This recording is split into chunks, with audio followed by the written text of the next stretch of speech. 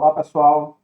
Para quem não me conhece ainda, sou o professor Marcos Melo de Almeida e estamos aqui fazendo esse curso de mecânica clássica. A gente tem falado sobre os espaços vetoriais, mas os espaços vetoriais, para se tornarem uma ferramenta potente para a gente aqui dentro dessa teoria da mecânica clássica, precisa ser munido de algumas outras operações. Duas dessas operações são o produto escalar e o produto vetorial. Vamos lá, então, falar um pouquinho sobre isso hoje?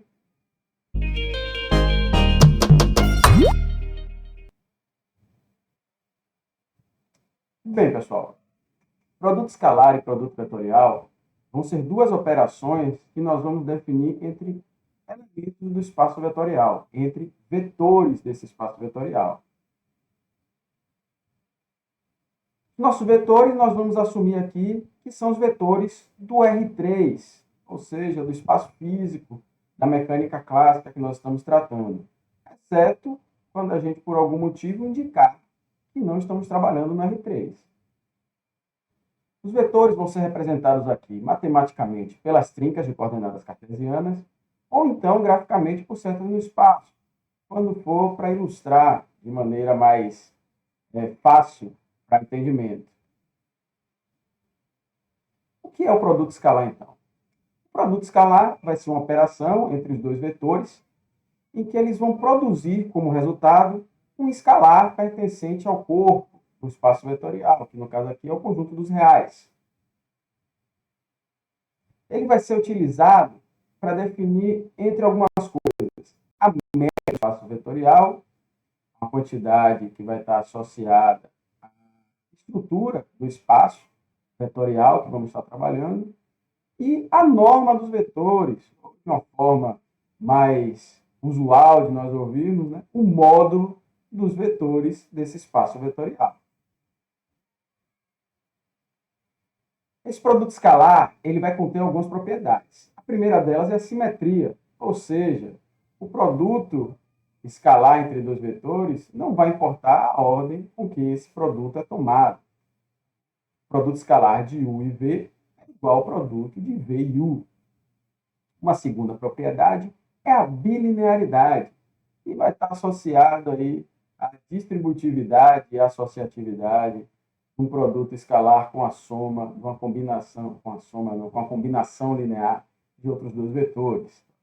Então, eu tenho aqui que minha combinação linear dos vetores 1 e o 2, o produto escalar dele com V vai ser igual ao produto de alfa, que é o escalar que está multiplicando 1 aqui, vezes o produto escalar de 1 e V, mais beta, que é o escalar que está multiplicando aqui o 2, vezes o produto escalar de U2 e V. Uma terceira propriedade é a positividade do produto escalar de um vetor por ele mesmo. O resultado, que vai ser um número real, ele tem que ser um número não negativo. E, por fim, a não degenerescência desse vetor, ou seja, o produto escalar de um vetor por ele mesmo só vai ser nulo se esse vetor for um vetor nulo. Não tem outra condição. Então, só existe um vetor cujo produto escalar dele por ele mesmo vai ser igual a zero. A gente vai definir o produto escalar no R3 a partir da seguinte maneira. O produto escalar entre os vetores A e B ele vai ser dado como a soma dos produtos das componentes respectivas desses vetores. Então, A1 e B1 mais A2 vezes B2 mais A3 vezes B3, que de forma compacta eu posso descrever a partir dessa notação de somatória. Então, o produto escalar, por definição, vai ser esse somatório do produto A e BI. Note que, a partir dessa definição, as quatro propriedades que nós utilizamos para definir um produto escalar vão ser satisfeitas. Uma interpretação geométrica desse produto escalar pode ser dada da seguinte maneira. Imagine o nosso sistema de coordenadas original, que é o sistema OX, definido por esses eixos x1' e x2', e dois vetores A e B, que têm uma orientação distinta nesse plano. Estou definindo aqui somente um plano para simplificar a representação gráfica disso, tá bom? E a orientação desses dois vetores é diferenciada por esse ângulo θ. Para simplificar o problema, nós vamos rotacionar o sistema original e criar esse sistema OY. Note que nesse sistema OY, o produto escalar entre A e B, que é definido por essa soma daqui, né? Ele vai ser dado somente pelo produto das componentes na direção y', já que na direção y2' aqui, a componente de A é nula. Mas note que A' é igual ao módulo do vetor A. E B', que é a componente do vetor B na direção de y', vai ser dada pela projeção dele, que vai ser igual ao módulo de B vezes o cosseno do ângulo θ. Se a projeção é nula de um vetor em relação ao outro, nós vamos definir que esses dois vetores eles são ortogonais entre si. Essa é uma definição importante e que a gente vai utilizar para definir um conjunto de bases mais à frente. Bem, vamos definir uma base, então, ortonormalizada a partir do conceito de ortogonalidade entre esses vetores. Vamos definir, então, uma base para esse espaço tridimensional. Eu vou precisar de 3 vetores. E esses 3 vetores, eles vão ter norma 1, o módulo 1, e eles vão ser ortogonais entre si. Se eu tomar o produto escalar de um vetor da base pelo outro, vai ser nulo. E se eu tomar o produto escalar de um vetor da base por ele mesmo, eu vou ter o valor 1, que vai ser dado por essa relação daqui, ó, onde esse delta de IJ é o famoso delta de Kronecker, onde ele vai ser 0 se I for diferente de J e 1 se I for igual a J.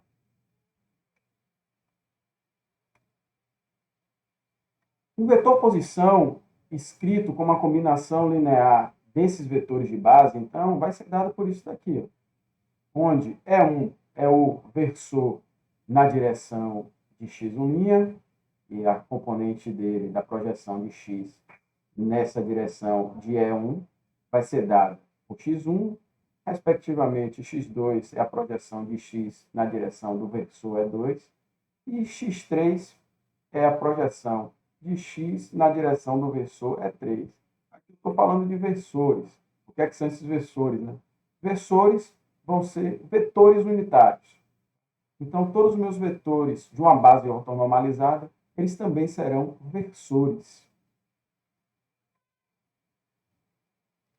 As componentes a gente pode definir a partir do produto escalar do vetor x por esses versores. Se você fizer esse produto escalar aqui, esse produto escalar de x pelo um versor EI qualquer, por exemplo, E1, vai ser dado pela soma de x1 vezes o produto escalar de E1 por E1, que vai dar 1, mais x2, o produto escalar de E2 por E1, que vai dar 0, mais x3 vezes o produto escalar de E3 com E1, que também vai dar 0, de forma que eu posso definir as componentes do meu vetor a partir do produto escalar desse vetor pelos versores da minha base. Isso é bem importante, hein, pessoal? Aqui, vamos fazer um pouquinho dessa conta que eu acabei de falar para vocês. O produto escalar vai ser dado dessa maneira, já que x pode ser dado por essa combinação linear. Usando a propriedade do produto escalar, eu posso pegar, colocar aqui o x e associar o produto escalar de EJ e E1. Esse produto escalar, por definição, é uma delta de Kronecker. E essa delta de Kronecker, quando eu aplicar esse somatório nesses termos, o único termo não nulo vai ser o termo em que J vai ser igual a I, de forma que o produto escalar de x pelo versor EI vai ser a componente xi. Um outro conceito interessante que a gente pode definir a partir do produto escalar é o conceito de cossenos diretores. Vamos imaginar um vetor A. E eu posso escrever esse vetor A em função de um versor A chapéu. Então, o vetor A é o módulo desse vetor vezes um versor. A componente de A na direção de E1, o versor na direção EI, desculpe, vai ser dado pelo produto escalar de A com o versor EI. Que eu posso escrever dessa maneira.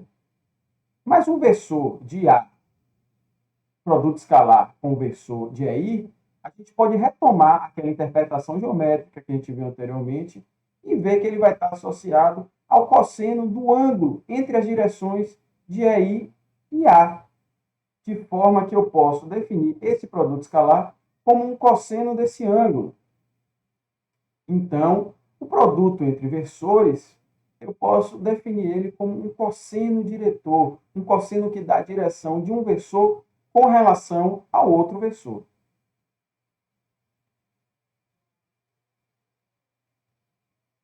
Uma outra operação interessante da gente definir aqui é o produto vetorial. O produto vetorial é uma operação também entre dois elementos desse espaço vetorial, mas diferentemente do produto escalar, ele não vai me definir como resultado um escalar. Ele vai me definir como resultado um outro vetor deste espaço vetorial. Então, algumas propriedades desse produto vetorial, diferentemente do produto escalar, ele é antissimétrico, ou seja, a ordem com que eu realizo esse produto vetorial é importante. Se eu mudo essa ordem, o sinal é alterado do resultado.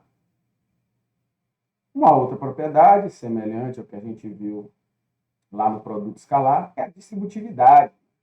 Então, eu tenho aqui uma combinação linear de dois vetores, o produto vetorial com o terceiro vetor vai ser igual à soma do produto vetorial entre o vetor 1 e o vetor V, e o vetor 2 e o vetor V. Por fim, a associatividade com escalar, né? Se eu tenho aqui um vetor multiplicado por escalar e tomo o produto vetorial dele com outro vetor V, eu posso escrever esse mesmo produto vetorial como o produto vetorial do vetor U com o vetor A vezes V. Ou então, o produto do escalar, com o vetor, produto vetorial U e V. Uma definição operacional que a gente pode dar para definir um produto vetorial no espaço R3 é definir uma operação tipo determinantal, uma operação de cálculo determinante de uma matriz, apesar que isso daqui não é uma matriz.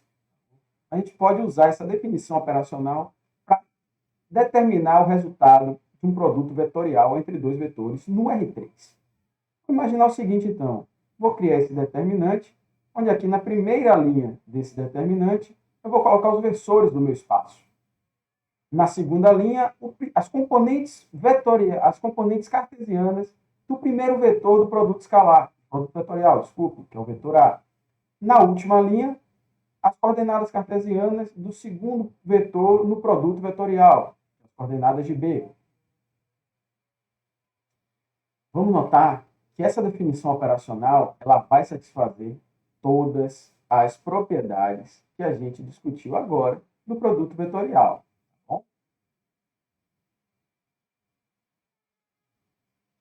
Uma interpretação geométrica do que é esse produto vetorial também pode ser dada. Vamos imaginar novamente aquele sistema rotacionado, OY, onde eu posso descrever os meus vetores A e B a partir das componentes nesse sistema rotacionado. Eu vou pegar aqui agora e vou fazer o seguinte, vou projetar os vetores B e os vetores A de tal forma que eu forme aqui um paralelogramo.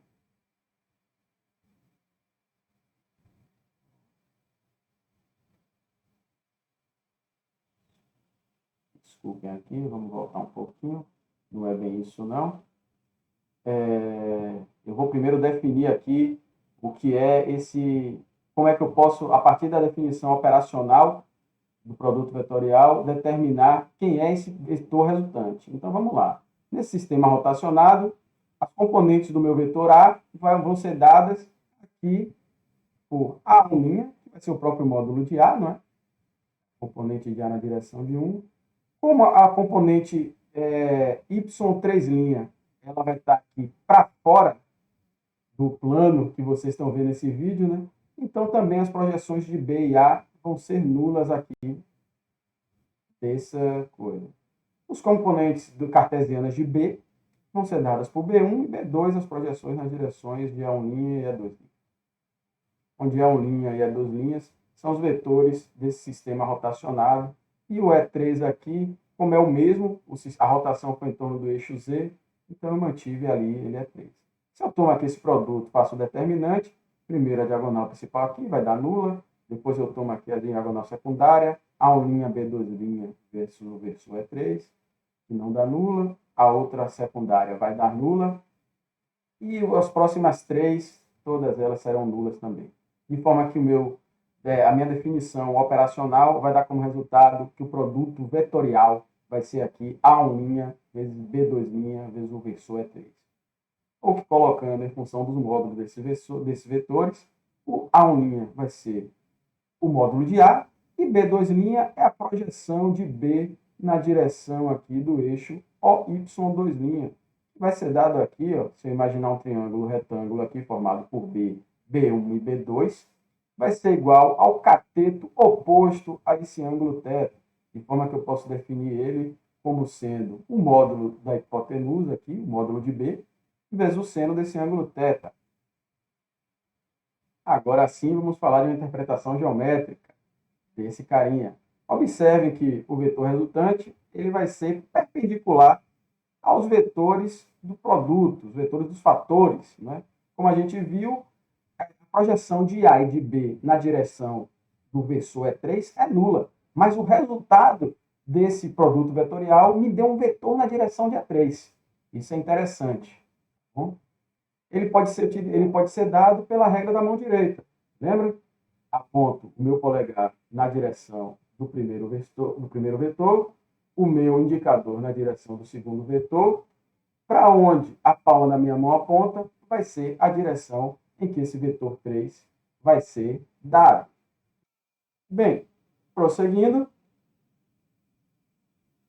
nós vamos ter aqui então, vou projetar agora, porque eu falei que eu ia fazer antes, né, mas fiz agora, projetei aqui o vetor A nessa direção, o vetor B nessa direção, e ele forma um paralelogramo. Observe que essa área azul tem o mesmo valor que o módulo do produto vetorial entre A e B. A altura de um paralelogramo é dado pelo produto da base vezes sua altura, e a altura H desse paralelogramo ela vai ser o módulo de B vezes o seno de θ. Essa é uma interpretação geométrica do módulo do produto vetorial. Pelo aquele resultado que nós obtivemos, se dois vetores são LD, ou seja, se eles podem ser escritos como uma combinação linear do outro, dos vetores para ser LD, significa que eles têm a mesma direção. Eles são colineares, né? Eles são paralelos. Se esses dois fatores são linearmente dependentes, o vetor resultante é um vetor nulo.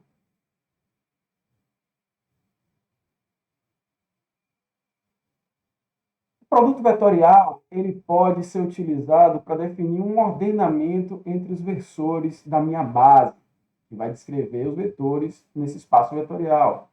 Observe que eu vou obter a seguinte relação do produto vetorial entre os versores. O produto vetorial de E1 com E2 vai me dar o versor E3. O produto vetorial de E2 com E3 vai me dar o versor E1. O produto vetorial de E3 com E1 vai me dar o versor E2. Observe que existe aqui uma relação cíclica entre os índices desses versores. 1, 2, 3. Se eu faço uma permuta cíclica entre eles, como eu estou fazendo aqui em cada uma dessas linhas, eu vou ter uma relação que vai me definir quem seria o resultado do produto vetorial entre esses dois versores da base.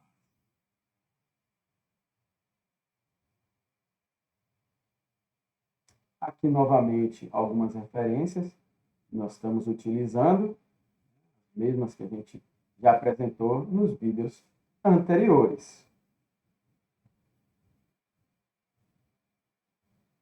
Bem, pessoal, falamos um pouquinho aqui agora de duas operações que nós introduzimos aquele conjunto de elementos que nós chamamos de vetores e que formam um espaço vetorial dado pelas 8 propriedades que vimos no vídeo anterior. Essas duas operações são o produto escalar e o produto vetorial. E elas vão ser importantes, como nós vimos, para definir relações dentro desse espaço vetorial, como, por exemplo, a definição de uma norma entre os vetores, o ordenamento entre versores de uma base e assim por diante. Espero que vocês tenham curtido novamente esse vídeo e nos vemos no próximo vídeo. Até lá!